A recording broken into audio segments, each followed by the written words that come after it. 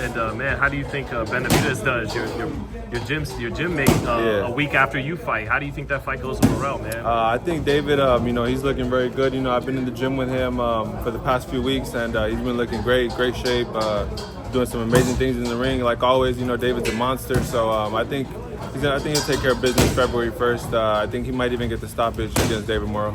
What do you think of? Like Morrell isn't this huge underdog at the books, even though there's this big experience gap for Benavidez. A lot of people are looking at Morrell's athleticism and speed and all the. What do you think? Skills, yeah, for sure. No, David Morrell is a guy that you can't take lightly. You know what I'm saying? He's a great fighter. He's up there for a reason. You know what I mean? One of the best Cubans out right now. So it's gonna be a great fight. But I just feel like David is one of those guys too, who's a monster and just doesn't let anyone take it from him, you know what I mean? And when he's in there, he's going in there for the kill. And of course, I feel like Morrell is maybe going to be his toughest opponent yet. But yeah, man, I still see David coming out on top. What is, if you had to sum it up for the boxing fans, what is it that's going to allow him to prevail against a Cuban monster? He's the Mexican, this dude's a monster too. What do you think he's got that's going to allow him to prevail? I think he has a really good jab. He's a good fighter. He keeps his distance really well, so that I feel like he's gonna make it hard for David in the early rounds. But like we saw with Caleb Plant, Caleb Plant was doing a great job boxing the first few rounds when he fought David, but then David just has that chip in his shoulder where he's just coming forward. Even on the clinches, he's still punching. He's still getting punches in, and I feel like when you're boxing a guy like David and he just keeps coming forward no matter what you do, it just makes it hard mentally for you to keep that same game plan and stick to it, because when you have a monster like him throwing big punches, coming in throwing punches in bunches, it's hard, and that's something that I've been very grateful of, that I've been able to do a lot of rounds with David and sparring in the gym, and just boxing a guy like him who's just constantly coming forward and throwing punches. I feel like that's a great experience for me as well, and I'm super grateful for that experience with David. When was the last time you guys sparred? Last time we sparred was last year.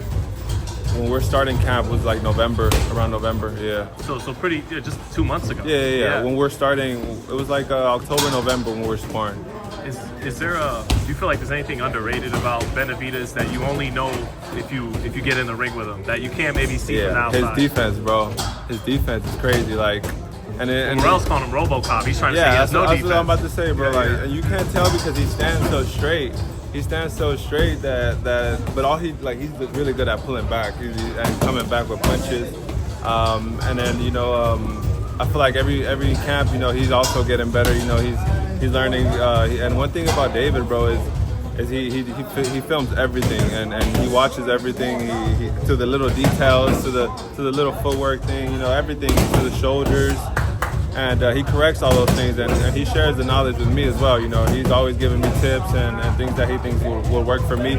And that's one thing I appreciate about him. He has a lot of experience, and he's always looking to share that knowledge with everyone. Is this top secret fighter stuff, stuff you guys keep the certain secrets and gems to fighters only kind of stuff? Yeah, for sure. But he shares it with everyone here, even Daniel Blanca's, Salcido, who's fighting Cruz, all these guys. I always see him trying to share knowledge with everyone, not just me. So that's something that I respect a lot, because man, he doesn't have to do that. You know what I mean? He's a champ, man. He don't gotta come in here and teach nobody anything, but he does it out of love and out of just wanting to see us be great as well. So you gotta respect that, and of course, we support him as much as he supports us. Lastly, man, what is the biggest thing you learned I feel like just honestly, what made me want to come to Seattle, I moved from LA to Seattle to train with them because it's just the motivation, bro, the hunger that they train with. David is probably one of the hardest workers I've ever been in the gym with. And when I first came to Seattle, I was staying at his house with him. I was running with him every day. I was doing conditioning with him every day, sparring and boxing training. So when I got a little taste of what he does, I'm like, man, this is what I gotta be doing. Fuck that shit I was doing in LA. I gotta come over here and do this. And that's what I did. I've been doing it now for the past 4 years, and I feel like it's really brought my game up a lot, in every aspect, conditioning-wise, just hunger-wise, you know, the punches I put out, you know, the things I do in the ring, it's everything. You know, I feel like I've always been a talented fighter, you know, since the amateurs. I was an 8-time national champion. I only lost 5 times in the amateurs, and after that, you know, translating it to the pros, being with a great team like this, who's the dad, you know, Benavidez has been in a lot of world championship fights. You know, I feel like that's the guidance I needed. That was the missing piece in my career, and now that I'm here, I feel great, man. I feel like every camp I'm getting better, every fight I'm getting better, and everything is playing out the way it should. So if you got to go 12 rounds, you got the conditioning. For sure, man. I've been doing 12 rounds since I've been with David.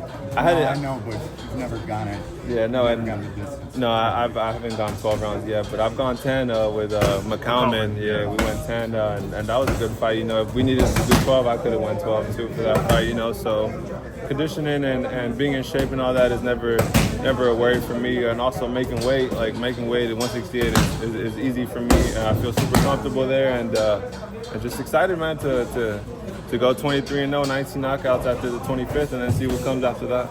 You stay in the gym all year round? Oh yeah, for sure. I stay in shape all year round.